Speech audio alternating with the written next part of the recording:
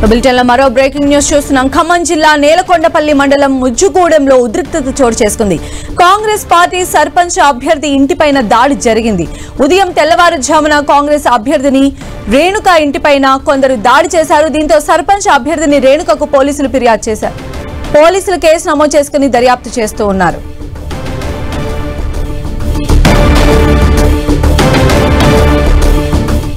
నేను ఎందుకేనాలి ఎంత చెప్పులు పెట్టాను, తలుపులు పట్టుకొని గెలగల ఏడ్చిన మేము ఎక్కడున్నారే గారు వచ్చారట వాళ్ళకి